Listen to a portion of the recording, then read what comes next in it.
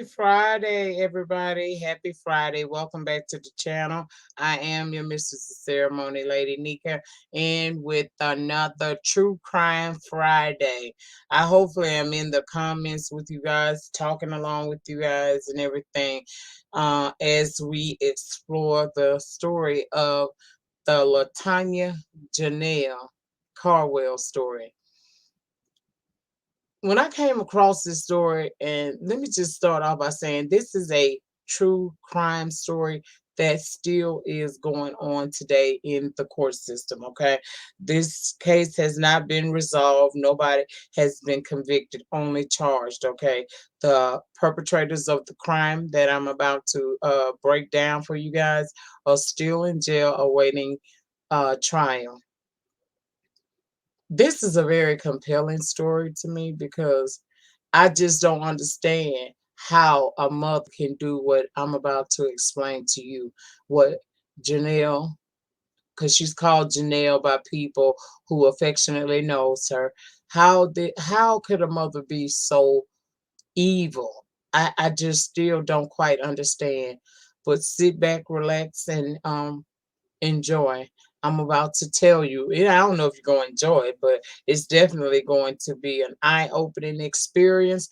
And I hope that you all are able to walk away kind of understanding what I'm saying, because I tried to take uh, everything I found online and everything from court documents, and I balled it all together to be able to tell you guys the story today. So here we will begin with the story of LaTania Janelle Carwell.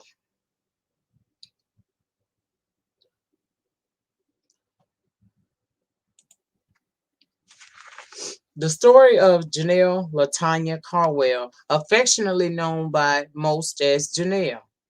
She was an honor student at the TW Josie Comprehensive High School and lived with her mother, Tanya Tripp, and stepfather, Leon Tripp, along with a sister in Richmond County, Augusta, Georgia. A little backstory on Leon. Leon was in jail when Tanya met him, and she was not his first wife. Leon actually was married to another woman by the name of Makita Gray, shown here in the photo. However, while incarcerated, Leon became pen pals and eventually married Tanya Tripp. Tripp was married before, as I stated, to Makita Gray. She met him around 2000 and they got married by 2003. They share two daughters, the only two kids he had. And Makita said she warned Tanya about the man she was falling in love with. She said that Leon, when she married Leon, he was a good man, or so it seemed, and a mechanic. But into their marriage, she realized that he harbored some deep rooted issues that came out mostly when he drank. When he would reflect on the times when he was younger and his interpretation of what his life was, what was wrong in his life when he was coming up, and what he did not have, just being a victim, he would become angry and it would come out. She stated that when she left him, he broke into the children's room of an apartment she lived in, and that is where the cruelty to children in the third degree charge stemmed from. Now, just this far into my research of this story, huge red flags went up for me. My immediate question was, after being warned and after knowing what this man past was, why would you bring a man like that into your home with your kids? Makita goes on to say that she was cyber stalked while he was in jail until 2013. She said she said Leon has many charges stemming from incidents, all available online from their marriage. She felt that he was such a menace to society, she even wrote to the parole board to prevent his release, but those were ignored. Prior to the disappearance, around her 16th birthday, Janelle had become a bit withdrawn at school. She no longer sat at the front of her class. She moved to the far back, and she wasn't her normal, happy, vibrant self. All indicators that something was going on with her. But the weekend of her birthday, which was April 17th, 2017, Janelle enjoyed a large cookout party with friends and families at her home. Later that evening, her and the stepfather were cleaning up. The mother, who allegedly had cancer, was sent to bed early because she wasn't feeling well. So they finished up and retired to bed for the night. However, Leon woke Janelle up around midnight because a friend of his had called asking for help. Their car had broken down and he wanted to use her phone. But the thing was, he did not understand how to use GPS. So he asked Janelle to accompany him to Clarksville, South Carolina, so he could help a friend with their broken vehicle. Now, my first thought as I got to this part was, why was this man with a colorful past that already shouldn't be living in your home allowed to take your daughter out of the home to allegedly help a friend with a broken vehicle? Red flags, red flags, red flags. Well, the next morning when Janelle and Leon had not returned home, Tanya claims to have become worried. Mm, she said she got worried, child. The fact that neither of them were answering their phones or text messages added to her panic, so she called police to file a missing persons report. Tanya said it was not like them to not answer their phones or text messages. The search for Janelle and Leon began almost immediately. Both the community and police were involved, and Tanya went before Facebook appealing to the public that she needed her daughter back home. The search went on for more than 2 weeks without any success. Late April of 2017, the authorities found Leon's car. Authorities proceeded to look into Janelle and Leon's phone records and found that the two didn't make it to Clarksville. There was also no evidence in the car that anything had happened. Shortly thereafter, reports started coming in about people saying that they saw Leon. Folks say they saw Leon around the Atlanta area alone. So that prompted police to look into Leon's past, where they found out that he had assault charges, cruelty to children, and they saw that he had done time. They saw Leon married Tanya while in prison and was paroled out to her residence. At that point, police considered Leon a prime suspect in the disappearing case, but Tanya, seen here on the screen, Tanya got very defensive and didn't believe it and would oftentimes defend him. Okay? Tanya kept doing interviews, but the bad part about her doing all those interviews, with each interview, her story began to change a lot. So a call comes in one day to the police that Leon was sighted at a U-Haul depot in Atlanta. And when they arrived, not only did they find that Leon was also at the depot, but guess who was there? Tanya, his wife, Janelle's mother. Tanya had moved out of the home that she was living in. They were squatting in a abandoned residence. I don't know where the other daughter was. Mm. Leon was then arrested.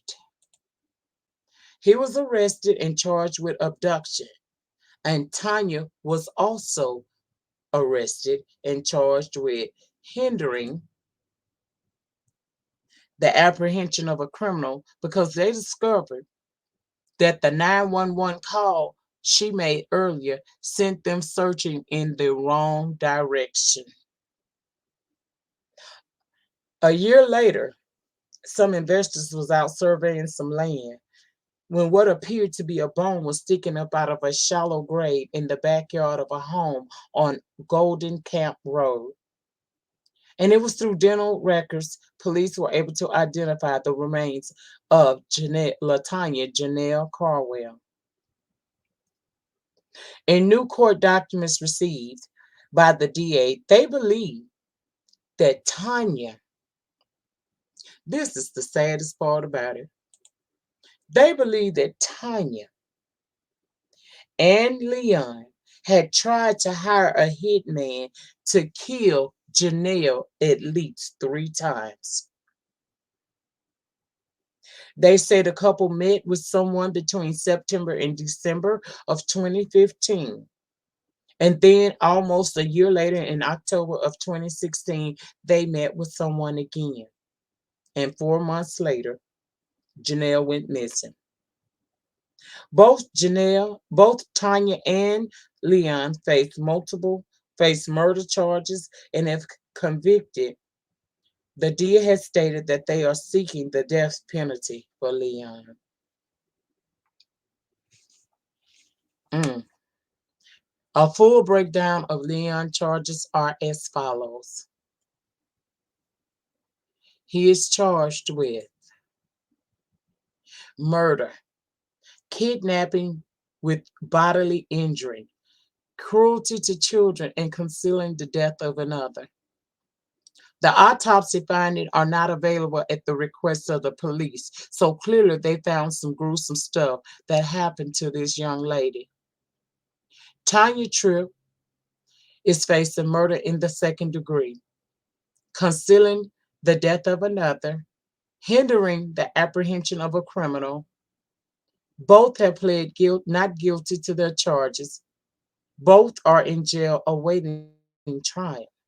Leon Tripp attorneys are calling the death penalty unconstitutional in this case, and they're asking for certain evidence like their cell phone GPS data and family interviews not to be used. They want this case to be tried also in a different county. Ultimately, it will be up to the judge to decide if any of that will happen. I cannot imagine what is wrong with a woman, what she was missing or lacking as a human being to ever have taken part in the demise of her own flesh and blood. They both are sitting in jail awaiting trial. The reason they have not gone to trial as of yet was because COVID hit, for one. And once COVID hit, a lot of cases were set on pause. Now the holdup is Leon has a new batch of attorneys. That is his third batch of attorneys that he's gone through since this case started. And when they went to court in December the 14th of last year, his new attorneys had only had the case for like 2 days. So I'm looking online.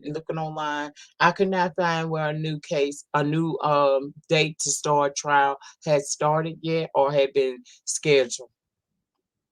So for right now, Leon Tripp and Tanya Tripp both sit in jail awaiting trial. There are no words to describe how disgusting this case is to me. I pray to God that these people are convicted. I want to know exactly what they did to this young lady, and justice is brought for her name. She had so much stuff going for herself. She was an honor student. She wanted to go to either medical school or law school, and all of that was snatched away. All because your mama picked the wrong man and she was not mentally sane either. I tried to find out what happened with the other daughter that she has. I think she's older. But I can tell y'all this is a very, very, very sad case. But I wanted to bring it to you guys, and hopefully I will be able to find out more information online as the months and as the weeks and days go on. If anybody in my viewing audience happen to roll up on when the next court date is set and I don't catch it first, would you please do me a solid of at least sending me the information via my email that is always in the description box of each one of my videos.